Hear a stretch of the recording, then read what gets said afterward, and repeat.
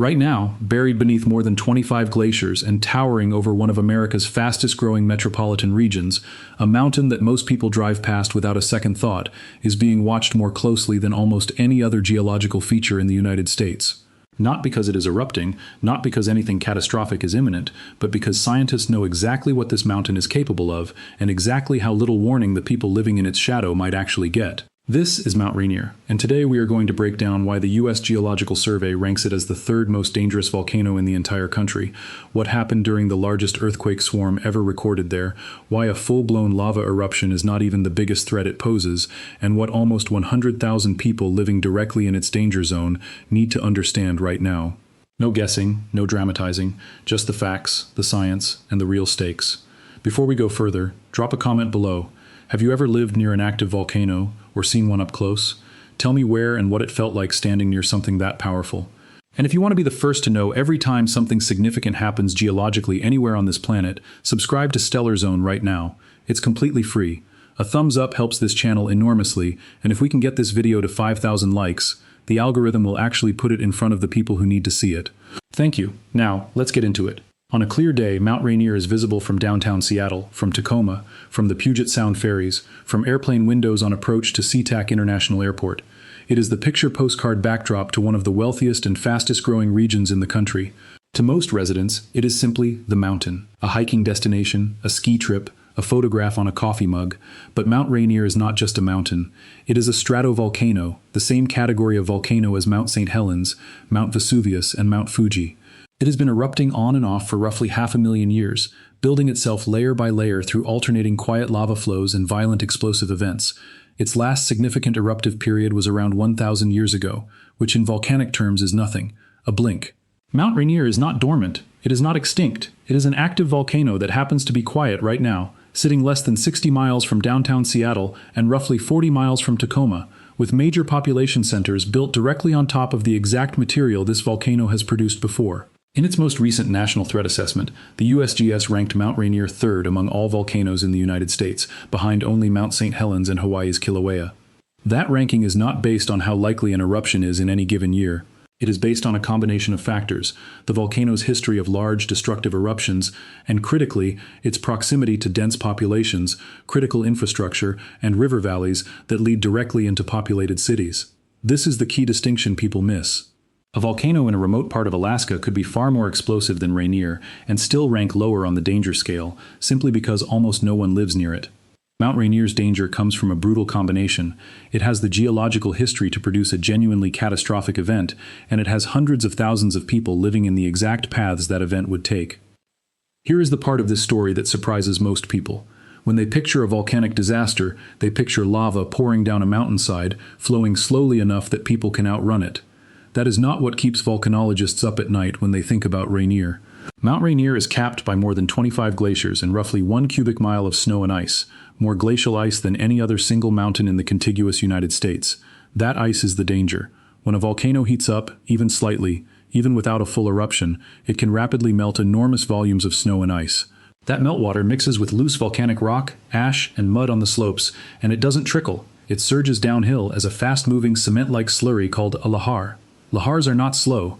They can travel at speeds exceeding 30 to 40 miles per hour, moving with the density and force of wet concrete, capable of burying entire towns under many feet of debris in minutes. And here is the critical detail. A lahar does not require a full volcanic eruption to happen. Rainier has produced massive lahars in the past purely from internal heat, destabilizing its ice-covered slopes, with no eruption at all. The most famous example is the Osceola mudflow, which occurred roughly 5,600 years ago. It was so large that it traveled all the way to what is now the Puget Sound, more than 60 miles from the summit, burying the valleys where the cities of Orting, Puyallup, Sumner, and parts of Tacoma now sit under layers of volcanic debris tens of feet thick. Those towns exist today, built directly on top of an ancient lahar deposit in the exact path that a future lahar would take. Emergency planners in Pierce County are blunt about this. If a major lahar were triggered today, communities like Orting, sitting in the Puyallup River Valley directly downstream from the volcano, could have as little as 30 to 60 minutes of warning before a wall of debris arrives. That is why Orting, a small town of roughly 8,000 to 9,000 residents, has one of the most rigorous lahar evacuation drill programs of any community in the country. Schools there run regular lahar evacuation drills, and the town has built dedicated escape routes and elevated refuge points specifically designed for this scenario.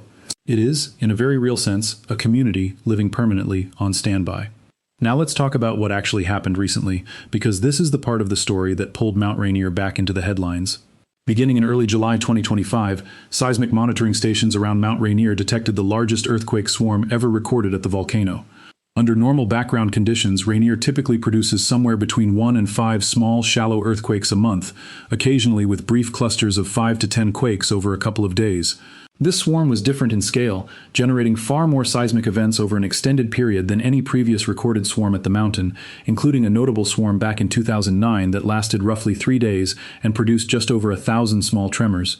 Here is what matters, and what responsible reporting on this has to make clear.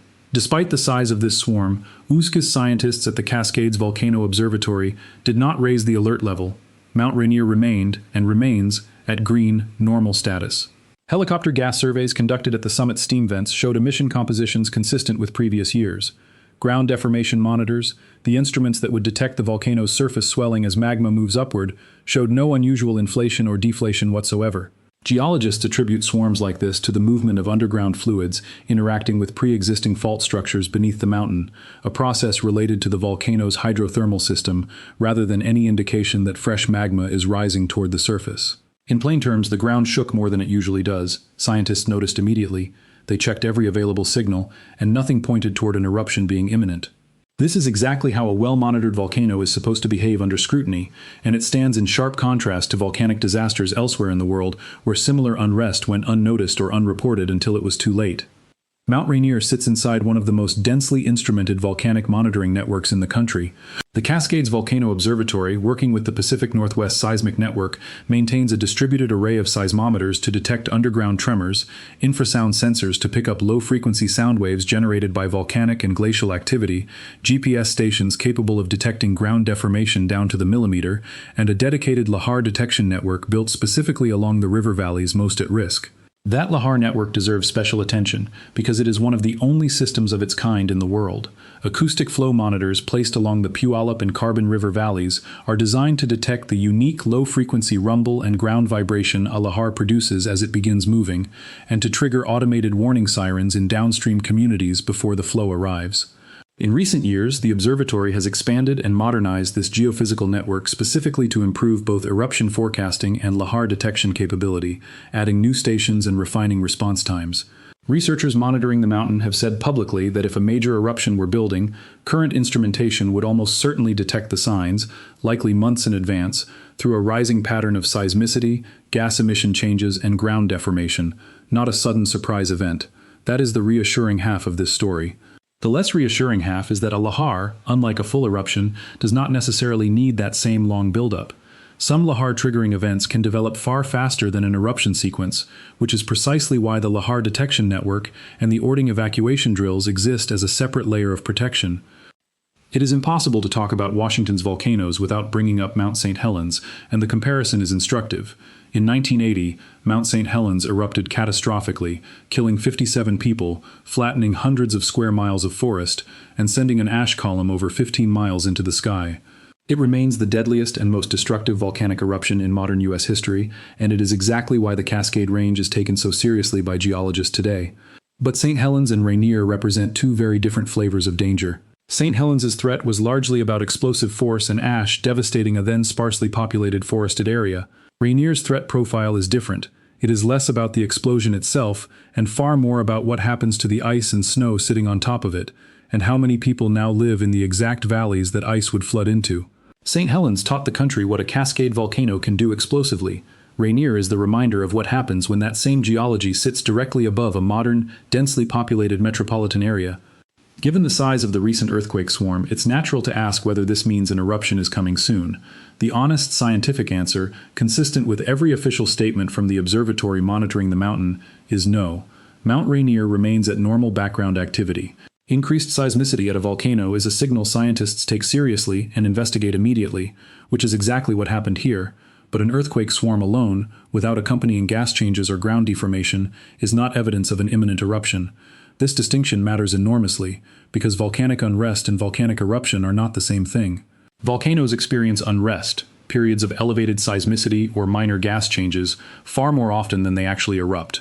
The job of an observatory like CVO is to distinguish between ordinary internal groaning and genuine warning signs, and by every metric available, this swarm fell into the first category.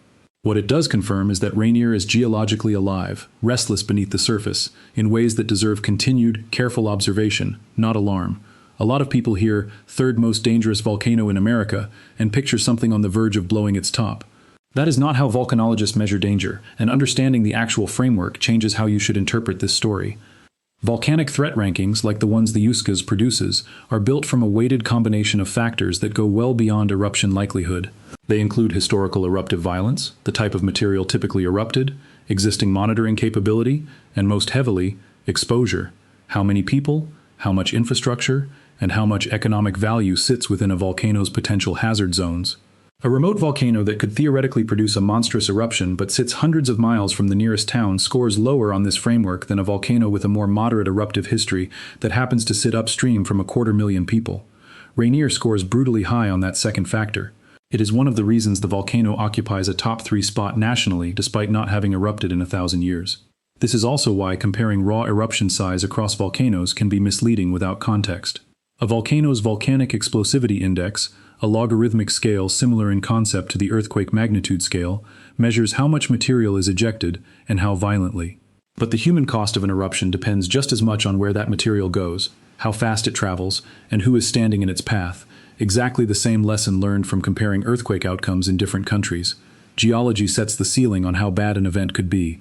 Population density, land use decisions, and preparedness determine how close to that ceiling the actual disaster reaches. This is the part of the story that matters most, because information without action is just anxiety. If you live in Pierce County or anywhere in the Puyallup, Carbon, or Nisqually River valleys, downstream from Mount Rainier, know your community's Lahar evacuation route before you ever need it.